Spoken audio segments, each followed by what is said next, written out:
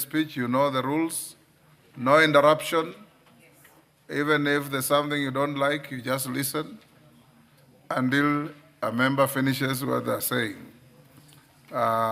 Yes, Gikari, what is it?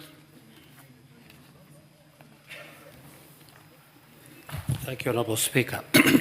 I beg to indulge you on a statement that I was supposed to deliver as you are directed on Tuesday. We'll come to statements later. Oh, sorry. Yes, sorry, Honorable Speaker. we'll come to statements later. Let me start with the youngest of them all, Boyd Were.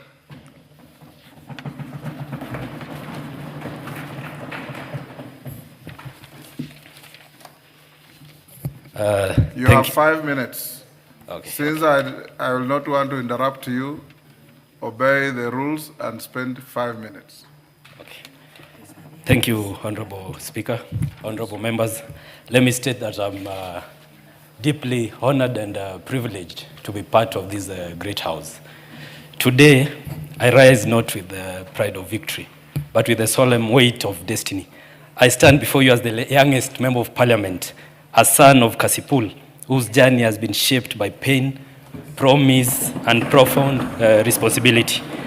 My election is not just a triumph of youth. It is a testament of the resilience of our people, the power of democracy, and the belief that leadership belongs to those who willing to serve with integrity and courage. Honorable Speaker, this victory carries both joy and unbearable sorrow. I stand here with 2 fresh graves behind me. My father, who paid the ultimate price for public service, and Baba, His Excellency Raila Odinga, whose guidance I longed for as I began this journey. Today, I walk forward holding only their memories. May the soil rest lightly upon them, and may their spirits go before me with the fierce grace of ancestors who never bowed to fear. To the Almighty God, I offer my deepest gratitude. His hand has carried me through mourning, through battle, through a campaign that tested every fiber of my being. May my service reflect His wisdom, humility, and justice. Honorable Speaker, I am nothing without those who stood with me. To our party leader, Honorable Dr. Oburu Oginga, your steady hand anchored me when the ground beneath my feet felt uncertain. To the loyal friends of Ogai Mamilambo, led by our ODM chair, Her Excellency Gladys Wanga, you believed in a young, grieving orphan when many had written me off. You wrapped me in courage, loyalty, and a shield of protection when grief and duty collided. I will forever be indebted. I extend heartfelt appreciation to the broad-based fraternity, our members of parliament, MCAs, for standing firmly with me and with the people of Kasipul. To the many leaders, friends, and pillars of strength whose names cannot all be mentioned today, please know that I am profoundly indebted. To my family, thank you for your love, sacrifice, and strength. Honorable Speaker, I rise on the shoulders of generations before me, but I also rise carrying the fire of a new generation that refuses to be silent. Gen Z is rising, grateful for the government's commitment to growing our GDP and strengthening our economy, yet yearning for something deeper. A Kenya where national progress is measured not only in numbers, but in human dignity. We dream of a country where every young person can access decent work, earn a fair income, and support their family with pride. We seek accountability, transparency, and zero tolerance to corruption. A Kenya where public institutions are trusted, where integrity is non-negotiable, and where justice is not a privilege but a right. We long for a nation where opportunity is fair, governance is humane, the environment is protected, and where success is guided by a gross happiness index. A society where citizens are not only economically active, but emotionally safe, socially supported, and able to breathe freely in their own country. This is the Kenya Gen Z believes in. This is the Kenya we are ready to build. Honorable Speaker, my father was not simply taken by fate. He was killed. And as a son, I stand here with a heart that still seeks answers. Honorable Speaker, when my father was taken from us, the wound cut deep. But that was not the first grave I learned to stand beside. I lost my mother, the late Immaculate Adhiambo Amoth, long time before I became the man I am today. I grew up knowing the weight of absence, the ache of needing a parent who is no longer there to guide you, to pray for you, to dream for you.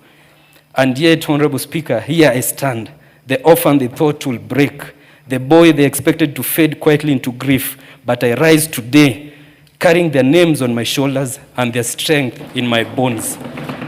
To my late mother, your son did it. Even when they killed our father, your son still stood. Your son still fought. Your son kept going. I hope today, wherever you rest, you feel proud of the man I'm becoming and the service I'm stepping into.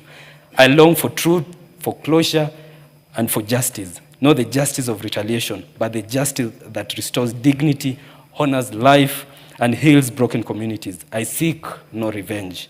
Revenge cannot raise the dead, cannot comfort a grieving family, and cannot build a nation. Instead, I seek healing, reconciliation, and an end to the cycles of violence that have stolen too many fathers, mothers, and children from this country. Today, I honor not only my father, but all those who lost their lives in the violence witnessed during their campaigns. Their memories must strengthen our resolve to Give him 1 minute. to build a Kenya where no family loses a loved one because of politics, and where elections never again leave empty chairs at dinner tables. May their memories become seeds of peace, not bitterness. The levels of violence we witnessed, where even an honorable member of parliament like Honorable Peter Kaluma was attacked on voting day, clearly shows that we must act and act urgently. I thank him for standing with me throughout the campaigns and for standing firmly for democracy during its most trying hour. I invite Kenyans, the government, faith leaders, civil society, and our international partners to work with me on this journey of healing. Let us build a country where political competition never again demands human blood, where democracy is defended by ideas, not intimidation, and where every family, regardless of tribe or party, can live without fear. To the people of Kasipul, I am fully aware of the immense responsibility you have placed upon my shoulders.